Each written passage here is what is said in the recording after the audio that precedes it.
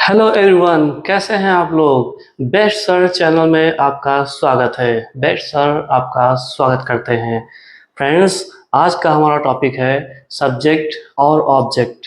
क्योंकि किसी भी सेंटेंस को ट्रांसलेट करने के लिए उसमें 4 चीज़ें होनी चाहिए, जिसमें से चारों तो कंपल्सरी नहीं, लेकिन 3 तो होनी चाहिए। सब्जेक्ट होना चाहिए, अगर आंसर है तो वर्ब होनी चाहिए, और उसकी हेल्पिंग वर्ब जरूरत पड़ने पर यूज़ करेंगे। ऑब्जेक्ट हो भी सकता है और नहीं भी हो सकता है।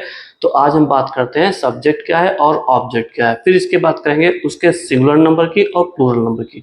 पहले हम सब्जेक्ट क्या है और ऑब्जेक्ट क्या है उसकी बात कर लेते हैं। सब्जेक्ट को हिंदी में कहते हैं विषय, लेकिन ग्रामर में कहते हैं कर्ता। क्या कहते हैं? कर्ता।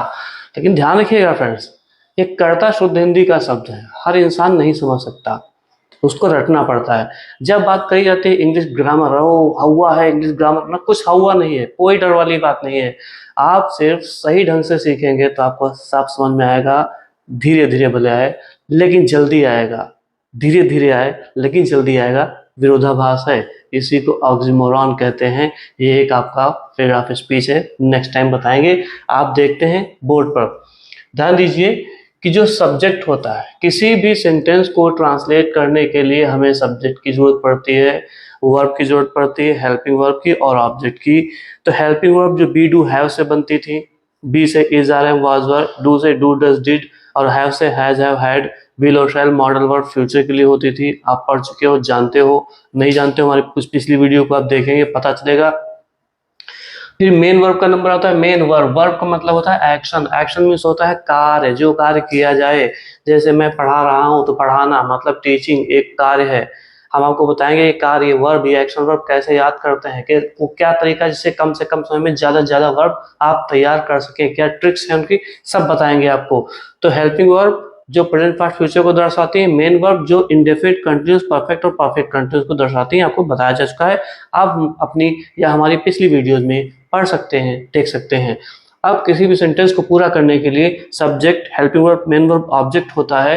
तो हेल्पिंग वर्ब और मेन वर्ब की बात कर चुके हैं। अब सब्जेक्ट और ऑब्जेक्ट क्या होता है, बोर्ड पर आप ध्यान से देखिएगा फ्रेंड्स, आपको अच्छे से समझ में आएगा। आज का टॉपिक है क्या है, सब्जेक्ट और ऑब्जेक्ट। देखिए सब्जेक्ट, सब्जेक्ट को हिंदी में कुछ भी कहते हो, सब्जेक्ट क्या है, हिंदी में विषय कहते हैं, आपका वो सब्जेक्ट अलग की चीज है।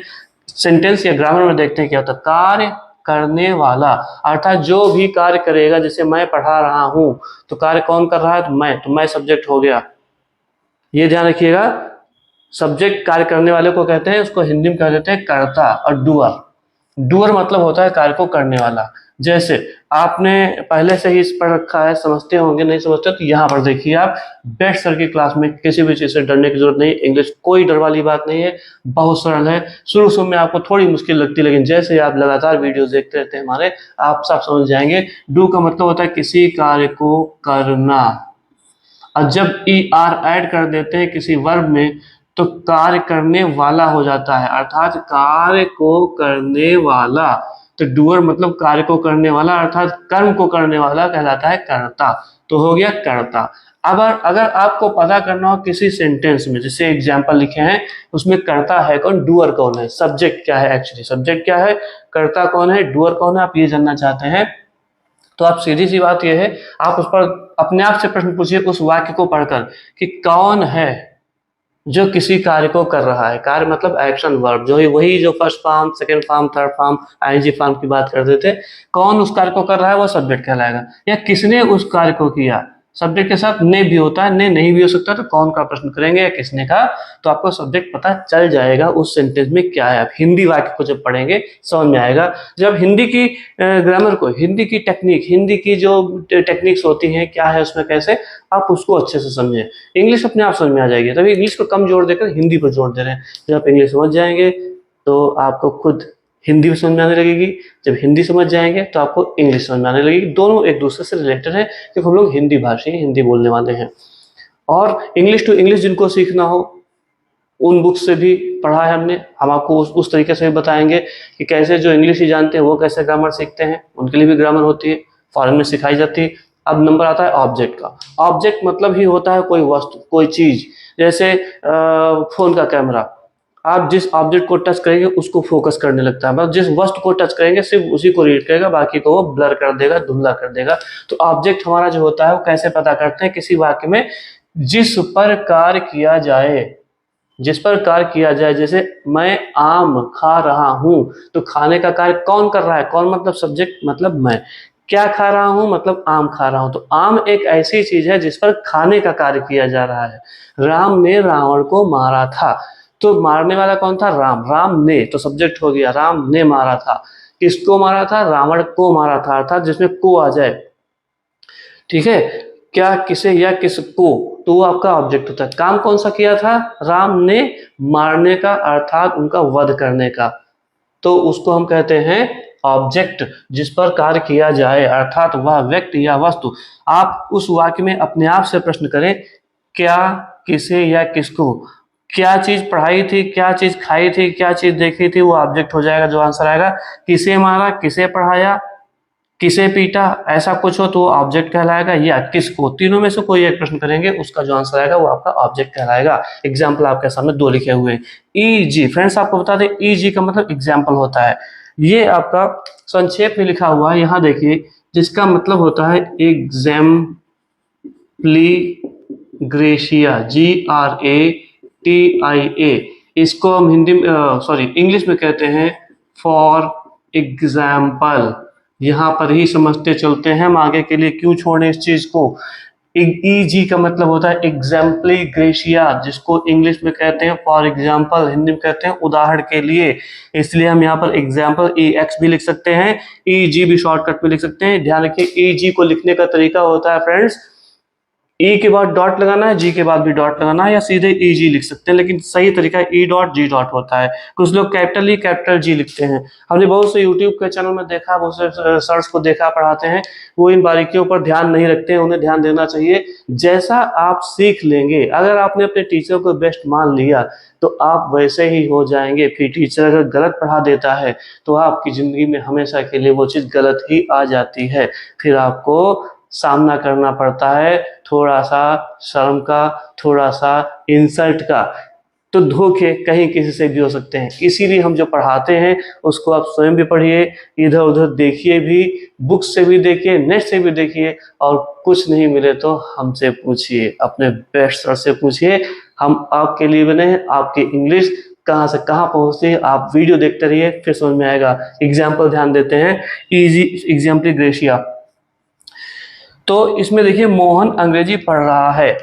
अब इसमें आप अपने आप से प्रश्न पूछेंगे, कौन है जो अंग्रेजी पढ़ रहा है, कौन, कौन का मतलब वो कौन है जो कार्य कर रहा है, अर्थात मोहन अंग्रेजी पढ़ रहा है। अगर इसको हम ऐसे लिख दें उल्टा सीधा कि अंग्रेजी पढ़ रहा है मोहन, तो मोहन आ जाएगा आखिरी में। जो कुछ लोग बताते हैं, हमने देखा है, कई वीडियो को देखा है कि सब्जेक्ट हमेशा सेंटेंस के, वाक्य के शुरू में आता है, स्टार्टिंग में आता है। ऐसा जरूरी नहीं है, अभी हम बोल दें पढ़ रहा है अंग्रेजी मोहन, तो पढ़ना क्या इसमें सब्जेक्ट हो जाएगा, नहीं हो जाएगा।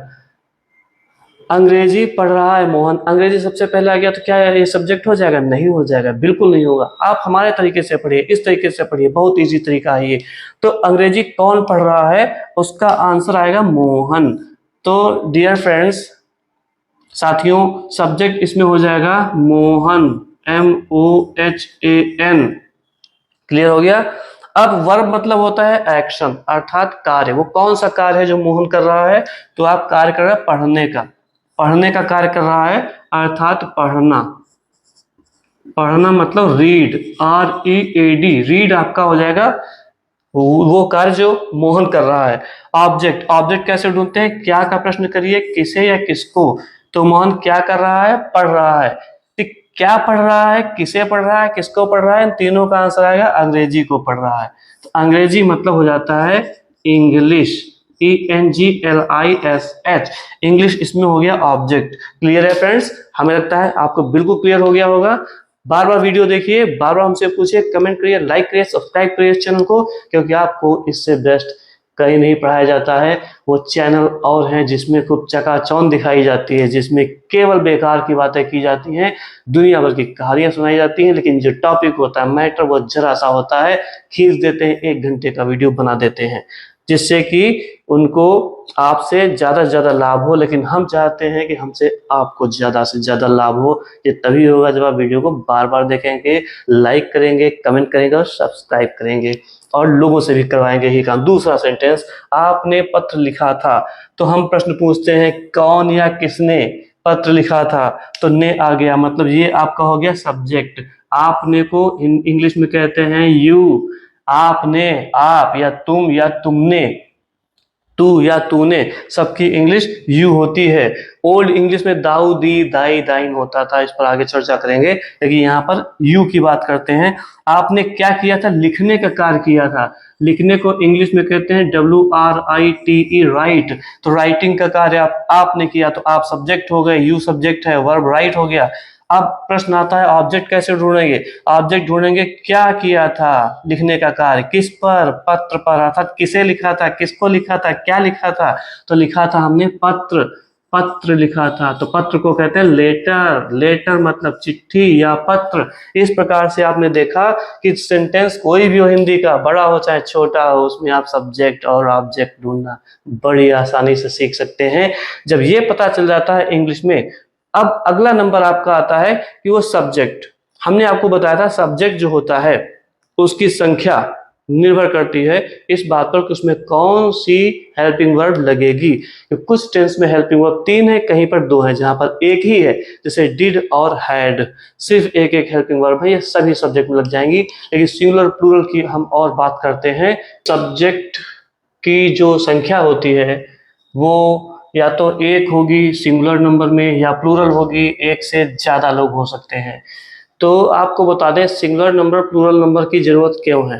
ऐसा होता है जो हेल्पिंग वर्ब्स आपकी हैं, प्राइमरी हेल्पिंग वर्ब्स या मॉडल वर्ब, उनको हम यूज करते हैं टेंस के अकॉर्डिंग, प्रेजेंट पास्ट फ्यूचर के अनुसार, तो वो एक अलग की चीज हो गई। लेकिन हम उसमें 3 helping verb is are am है, 2 है, वाज वर डू डज हो गई, हैज है हो गई, तो आखिर किस वर्ड को किसके साथ लगाएंगे ये डिपेंड करता है सब्जेक्ट की संख्या पर। ध्यान दीजिए इधर, सब्जेक्ट मतलब कार्य को करने वाला, कर्ता अर्थात डूअर। ओके, तो डूअर जो होता है वो कार्य को करने वाले कहते हैं, उनकी संख्या एक हो सकती है। सिंगुलर का मतलब ही है सिंगल। सिंगल मतलब अकेला। सिंगल सिम फोन थे मतलब अकेला सिम पड़ता था। ड्यूअल सिम मतलब 2 सिम, और एक से ज्यादा है तो उसको हम यहाँ पर प्लूरल नंबर बोलेंगे सब्जेक्ट की जब बात करेंगे तब। तो सिंगुलर नंबर, प्लूरल नंबर, अर्थात कार्य करने वाले की संख्या एक, 1, मतलब केवल एक ही हो। जैसे राहुल गीत गा रहा है, राधा नाच रही है, या कह लो प्रधानमंत्री भाषण दे रहे हैं, झंडा फहराया जा रहा है, तो झंडा, प्रधानमंत्री, ये आपके अकेले हैं, सिंगल है, तो हम इसको सिंगुलर नंबर में डालेंगे, सिंगुलर सब्जेक्ट कहेंगे। अब एक से ज्यादा लोग अगर हो जाते हैं, जैसे उदाहरण देखिए, लड़का पतंग उड़ा रहा है, तो लड़का मतलब बॉय, लड़के पतंग उड़ा रहे हैं, तो एक से ज्यादा हो जाएगा। हिंदी में क्या होता है, एक वचन, द्विवचन और बहुवचन होते हैं, अर्थात सिंगुलर नंबर होता है और सब्जेक्ट करने कार्य करने वाले की संख्या 2 भी होती है, फिर नंबर आता है बहुवचन का, 1, 2, फिर एक से ज्यादा। इंग्लिश में केवल 2 ही होते हैं, सिंगुलर नंबर, प्लूरल नंबर। भले केवल 2 हो, वो प्लूरल में ही जाएंगे। जैसे बॉय है, एक है, तो बॉयज मतलब वो एक से ज्यादा हो जाएंगे। कितने, वो नंबर लिखकर बताना पड़ता है, ऐसे 2 बॉयज, 3 बॉयज, 4 बॉयज, इस तरीके से। तो जब सिंगुलर नंबर में वो सब्जेक्ट जाएगा जब कार्य करने वाले की संख्या केवल एक हो। जिसकी संख्या केवल एक होती है उसको हम, जैसे मान लो बॉय, बिना यस या ईएस के लिखेंगे, बॉय है, मैन है, MAN, ठीक है, काऊ है, COW, माउस है, MOUSE, चाइल्ड मतलब बच्चा, CHILD। इस प्रकार से अगर एक है ये तो उनको हम ऐसे लिखेंगे, बॉय लड़का, मैन आदमी, काऊ गाय, माउस मतलब चूहा, चाइल्ड मतलब बच्चा। अब जब इनको एक से ज्यादा लिखना होगा तो हम उसको बॉय है तो BOYS कर देंगे। एक और एग्जांपल यहाँ लिखते हैं, bench, BENCH। Singular number plural number पर डिटेल्स हम बात करेंगे अगले वीडियो में जो हम आगे बनाएंगे। और इसके बाद हम बताते हैं बॉय को जब एस या ES लगा देते हैं तो हम बॉयज लिख देते हैं, तो एक से ज्यादा माने जाते हैं। मैन है तो उसका प्लूरल मतलब एक से ज्यादा लिखना हो तो मेन लिखते हैं, मैन का मेन हो गया। काऊ है तो काऊ का हम लोग COWS काउज लिखते हैं। माउस का MICE लिखा जाता है, माउस का माउसेस नहीं लिखेंगे। फ्रेंड्स हम फिर से आपको याद दिला दें कि ये इंग्लिश है, इसमें दुनिया भर के वर्ड हैं, इंग्लिश के खुद के वर्ड बहुत ही कम हैं, संस्कृत में तो बहुत ज़्यादा हैं, इसीलिए बहुत क्लिष्ट लैंग्वेज बोली जाती है, बहुत कठिन लैंग्वेज बोली जाती है। लेकिन संस्कृत भी बहुत आसान, बहुत अच्छी लैंग्वेज है, अगर उसको टेक्निकली सही ढंग से पढ़ाने वाला कोई हो और पढ़ने वाला हो। तो हम बात करते हैं इंग्लिश की, तो उसमें देखिए माउस का माउसेस होना चाहिए, जैसे मैन का मैन हो गया, माउस का माइस हो गया। ये क्या चक्कर है, ये क्या है, इसके बारे में डिटेल से हम बात करेंगे अगली वीडियोस में। अभी आप देखिए बॉय में एस लगाया तो बॉयज, एक से ज्यादा लड़के हो गए, मैन का मैन तो एक से ज्यादा आदमी हो गए, काऊ का काउस तो एक से ज्यादा गाय हो गई, माउस है तो एक चूहा, तो माइस है तो कई चूहे हो जाएंगे। और चाइल्ड का आप सब लोग पहले से ही जानते हैं, चिल्ड्रेन कहा जाता है उसे, चाइल्ड का चिल्ड्रेन। और बेंच का कहेंगे बेंचेस, BENCHES, बेंचेस, बेंचेस। एक बेंच है तो बेंच, और जैसे ES लगाते हैं तो बेंचेस हो जाएगा। जब CH आता है किसी नाउन में, उसको प्लूरल करना होता है तो उसमें ES ऐड कर देते हैं, ऐसा नहीं होता तो उसमें केवल S ऐड किया जाता है। तो बॉय का प्लूरल बॉयज, मैन का प्लूरल मैन, काऊ का काउज, माउस का माइस, चाइल्ड का चिल्ड्रन और बेंच का बेंचेस। इस प्रकार से सिंगुलर नंबर और प्लूरल नंबर, जो ये आपके सब्जेक्ट हैं, इनमें सिंगुलर नंबर की हेल्पिंग वर्ब लगेगी। जो ये सब्जेक्ट हैं, इसमें प्लूरल नंबर की हेल्पिंग वर्ब लगेगी। फिर से बता दें फ्रेंड्स, जो ये सिंगुलर सब्जेक्ट हैं, इनके साथ सिंगुलर नंबर वाली हेल्पिंग वर्ब लगेगी।